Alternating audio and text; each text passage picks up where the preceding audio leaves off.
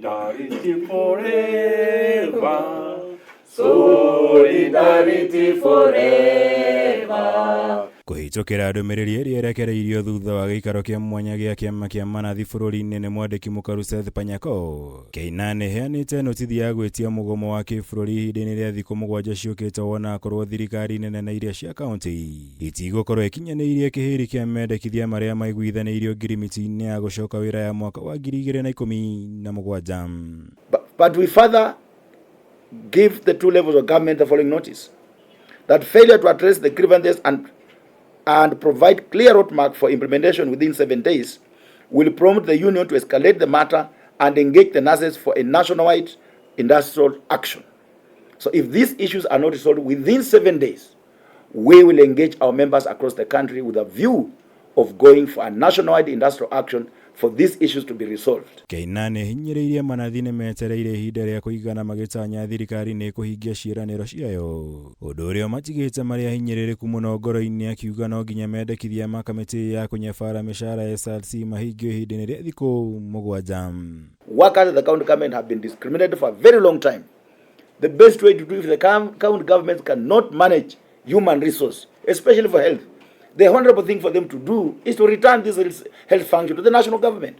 Why do you hold on to something you are unable completely to manage? Today, as we are here, the entire health services in Nairobi County has collapsed.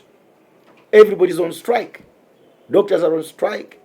Other health workers and nurses are on strike on issues which should have been resolved. Kũringana na notithi ĩno, KNUN ĩrenda kũhingio kwa mendekithia mothe ma CBA ya mwaka wa 2017, kũigananio kwa mĩcara na marĩhi ma njoherera ma ikĩro itiganĩte cia MANATHI, ũndũ ũmwe na kwandĩkwo wĩra kwa MANATHI othe mandĩkĩtwo rungu rwa mũbango wa UHC igũrũ rĩa kũrekererio kwa mĩcara ya arĩa matarĩ marĩhwo nginya ũmũthĩ.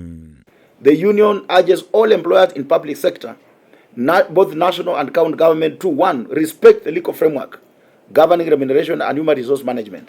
To sign CPAs that cuts across all nurses employed in the public health facilities.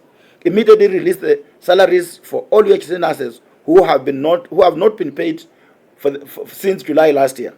Make public the report of UHC verification exercise. Igũrũ rĩa maya, Panyako nĩokĩrĩire thirikari ya kaunti ya Nairobi nĩ kũgonderera harĩ igeria rĩa gwetha kĩhonia kĩa mũgomo ũrĩa ũkoretwo ũgĩthiĩ na mbere kaunti-inĩ ĩno, akĩhinyĩrĩria mũgomo ũyũ gũthiĩ na mbere nginya rĩrĩa kaunti ĩgetĩkĩra kũhingia mabataro ma MANATHI ya kaunti ya Nairobi. We are ready to engage the county government at any given time because it is true, health is an essential service and it cannot only be essential when health workers are demanding for their rights. If indeed it is essential, it is then their responsibility to ensure that they resolve these issues so that people don't go on strike and disrupt healthcare services. We should not be telling Kenyans health is essential, but when it comes to addressing issues affecting health workers, they are not important to them. Maya nĩ ũrĩrĩ arigitani a gĩkĩro gĩa clinical officers thibitarĩ-inĩ wa MTRH manĩrĩire kũnina mũgomo ũrĩa makoretwo thutha wa gwĩkĩranĩra kĩrore ngirimiti ya gũcokereria wĩra na ũrũgamĩrĩri wa thibitarĩ ũcio. Noguo kũnina mũgomo ũrĩa mambĩrĩirie tarĩki 23 mweri wa Dithemba mwaka mũhĩtũku. We've looked at the issues that had been raised by the clinical officers, and essentially all of them have been discussed and resolved.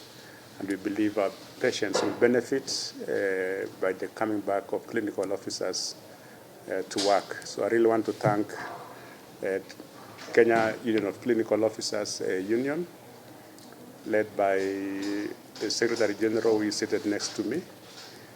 Gĩrivotera Kameme TV, Jitagwo Mwaura, Wagunya.